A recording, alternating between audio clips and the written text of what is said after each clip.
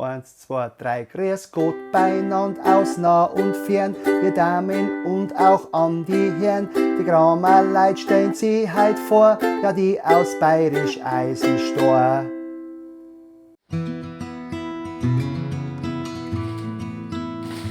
Also wir versuchen halt den Leuten, die da reinkommen, ein Einkaufserlebnis zu schaffen, dass die sagen, wow, wo bin ich jetzt da gelandet? Und ich glaube nicht, dass das nur die Philosophie von der Kammerin ist, das ist einfach die persönliche Einstellung, wie wir eigentlich sind.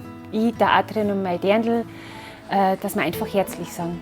Und ich glaube, das merken die Kunden auch. Die Gramerin Eisenstein, der nette Hausl, grüß Gott. Ah, Bestellung, jawohl, Moment.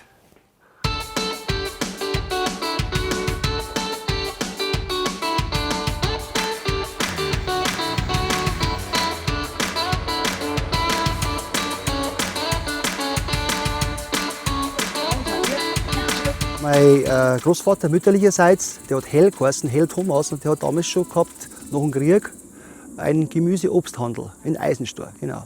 Jetzt bin ich back to the roots. Der Haus ist eigentlich Berufsmusiker seit 25 Jahren bei einer bekannten Band, Saxon D.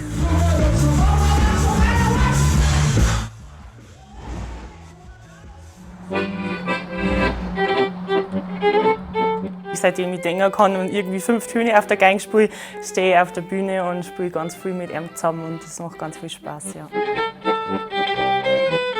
Unser Hexenzauber, das ist der stärkste von allen, der hat 60%, den kann man flambieren, das wollte ich immer schon mal machen.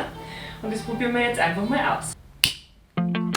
Durch das, dass wir einen Online-Shop gemacht haben, war das natürlich auch voll wichtig, weil man ja natürlich das irgendwie darstellen hat müssen, dass wir jetzt auch online vertreten sind und deswegen ist für mich Social Media ganz wichtig, vor allem in dieser Zeit einfach kostenlose Werbung ist zwar aufwendig in dem Moment, so diese Posts zu machen, aber es kostet einem nichts und die Leute sehen es alle und das ist eigentlich die beste Werbung aktuell.